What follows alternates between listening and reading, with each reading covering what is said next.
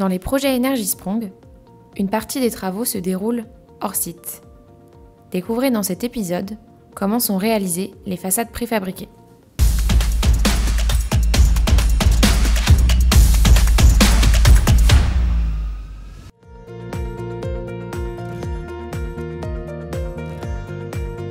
Bonjour à tous! Aujourd'hui, nous allons à la rencontre de Michel Veillon, directeur général d'Ossabois, qui va nous expliquer le principe de la construction hors site et ses bénéfices.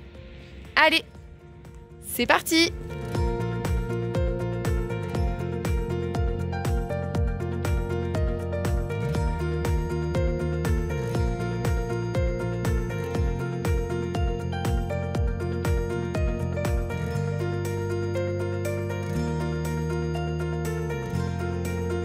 La construction hors site, c'est l'assemblage des métiers de la construction qui se réunissent avec l'art industriel pour construire des composants en atelier.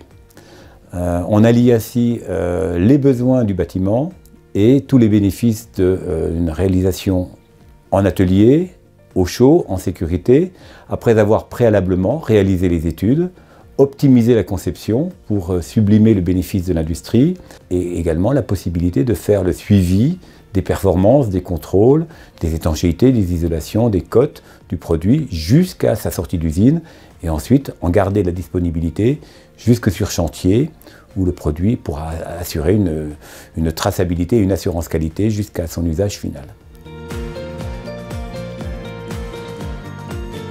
Alors, le premier bénéfice de la construction hors site, c'est la réduction des délais de chantier. Aujourd'hui, après une bonne préparation et une fabrication en usine, on réduit d'une part le délai, mais également les aléas. Le deuxième bénéfice, c'est évidemment le bénéfice d'une qualité industrielle qui accompagne les produits qui viennent directement d'usine.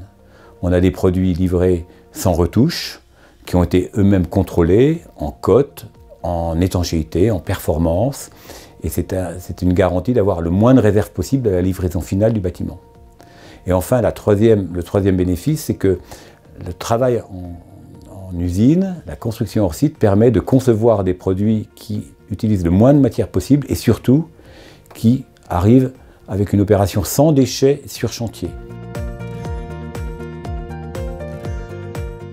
La construction hors site s'inscrit dans la démarche Energisprong parce qu'elle permet, en ayant réalisé les composants qui sont les murs des façades préfabriquées en atelier, d'intervenir sur un chantier court, en site occupé, et dans un délai très rapide.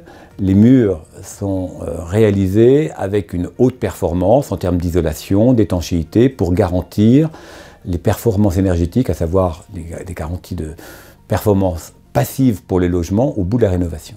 Mais plus encore, la construction hors site a recours à des matériaux, ici le bois, qui sont extrêmement vertueux puisque en construction hors site, en construction numérique à partir de découpes de poutres ou de panneaux, on utilise très peu de matière et les quelques déchets qu'il peut y avoir en usine sont recyclés en très grande majorité.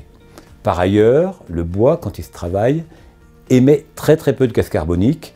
Il ne passe pas dans les fours, il ne passe pas dans des étuves, il est uniquement transporté et découpé. Et plus encore, la construction hors site bois stocke du carbone dans ses murs. Un mur ossature bois en construction hors site stocke plusieurs centaines de kilos de bois par mètre carré de surface rénovée à travers sa structure, le bois, les isolants biosourcés comme la laine de bois que nous avons sur cette opération. Et en final, on a un bilan carbone négatif, c'est-à-dire qu'on a stocké plus de carbone que de carbone émis pour la fabrication et la rénovation.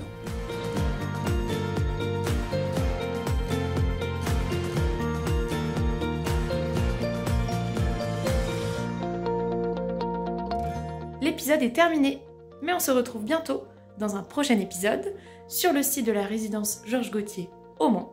On parlera des actions de performance énergétique qui sont réalisées lors de la rénovation. À bientôt!